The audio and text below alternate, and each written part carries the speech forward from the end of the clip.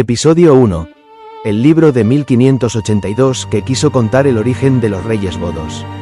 En el año de 1582, vio la luz una obra ambiciosa. Un libro escrito en castellano antiguo, dedicado al rey Felipe II, que quiso contar una historia inmensa. La historia de los reyes godos.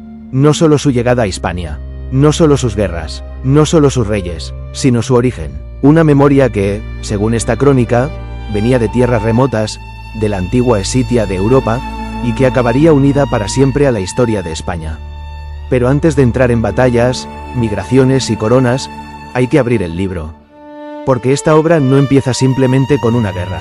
Empieza con una idea, que la historia debe ser conservada, que los hechos de los antepasados no deben perderse, y que la memoria de un pueblo puede sobrevivir durante siglos si alguien se atreve a escribirla. El autor de esta obra fue Julián del Castillo, un hombre que presentó su historia como una recopilación de antiguas y modernas memorias, ordenadas en lengua castellana, para contar de dónde venían los reyes godos, cómo se enfrentaron al Imperio Romano, cómo llegaron a reinar en España, y cómo su recuerdo seguía vivo en la monarquía de su tiempo.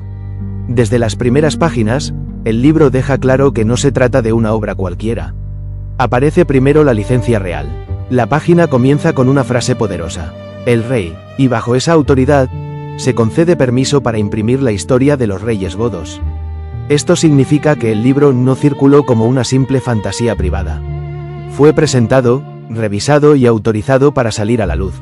Después aparece la aprobación. Allí se dice que la obra fue compuesta a partir de diversas historias antiguas y modernas.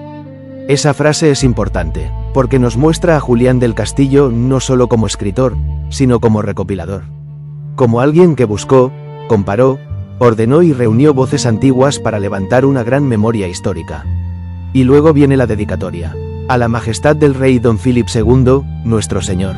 La obra se dirige al rey más poderoso de su tiempo, Felipe II, y al hacerlo, Julián del Castillo conecta la memoria de los reyes godos con la monarquía hispánica del siglo XVI. Para el autor, los godos no eran una nota perdida del pasado. Eran parte de una continuidad, una raíz antigua, una memoria de reyes, de linajes, de guerras, de conquistas y de legitimidad.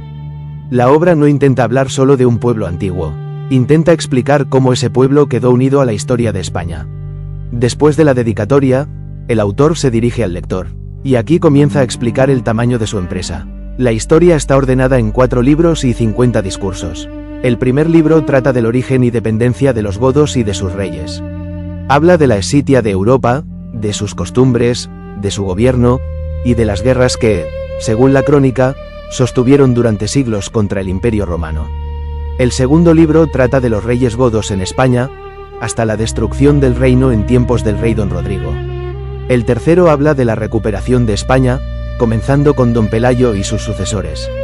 Y el cuarto avanza hacia Castilla, los reyes católicos, Carlos V y Felipe II. Así, el libro no se presenta como una historia pequeña, se presenta como una gran línea de memoria, desde los orígenes remotos de los godos hasta la monarquía del propio Felipe II. Y esa intención se ve con fuerza en una de las páginas más importantes del comienzo. La sucesión de los reyes godos. Allí aparecen nombres, reyes, referencias, folios y discursos. Una larga cadena que busca ordenar el pasado. No es solo una lista, es una arquitectura de memoria. Un intento de mostrar que la historia tiene continuidad. Que los reyes no aparecen de la nada. Que cada nombre pertenece a una línea, a una tradición, a una herencia. Y después de la tabla, llega el momento central. Comienza el primer libro de la historia de los reyes godos. Y antes de narrar el origen de ese pueblo, Julián del Castillo se detiene a definir qué es la historia. Para él, la historia no es una simple acumulación de fechas. No es una lista fría de nombres. No es un entretenimiento vacío. La historia, dice, es un arca de depósito. Un lugar donde se guardan las cosas que dan información y claridad al entendimiento humano. Esa imagen es extraordinaria. Un arca, un depósito, un cofre de memoria. Para Julián del Castillo, la historia conserva aquello que el tiempo amenaza con borrar. Guarda los hechos notables de los antepasados. Preserva sus virtudes, sus errores, sus guerras, sus hazañas y sus ejemplos. Y por eso afirma que leer historias es un entretenimiento noble, digno de príncipes. Una lectura que aprovecha a quienes la reciben, que no cansa el juicio, que no fatiga el entendimiento, Y entonces llega una de las frases más poderosas de toda la apertura. La historia es maestra de la vida y vida de la memoria. Maestra de la vida, porque enseña. Vida de la memoria, porque mantiene vivo lo que ya habría desaparecido. Esa frase resume el alma de esta serie, porque este canal no nace solo para contar batallas. Nace para abrir una crónica antigua, para leer sus páginas, para comprender cómo un autor del siglo XVI quiso explicar el origen de los reyes godos y su lugar en la historia de Hispania. Y también para mirar con cuidado lo que esa crónica mezcla: historia, tradición, linaje, memoria, mito y poder. Porque las crónicas antiguas no siempre escriben como escribe un historiador moderno. Escriben desde su tiempo, desde sus creencias, desde su mundo, desde la necesidad de explicar quiénes fueron los antepasados y qué lugar ocupaban en el destino de un reino. Por eso, al leer este libro, no debemos hacerlo con prisa. Hay que escucharlo como se escucha una voz antigua, con respeto, con atención, y también con criterio, porque en sus páginas encontraremos hechos, tradiciones, interpretaciones y símbolos. Encontraremos la antigua Escitia, encontraremos a los godos, encontraremos el choque con Roma, encontraremos Hispania, encontraremos Toledo, Rodrigo, Pelayo, Castilla, los reyes católicos, Carlos V y Felipe II. Pero antes de todo eso, encontramos esta primera enseñanza. La historia merece ser conservada, y esa es la puerta por la que vamos a entrar.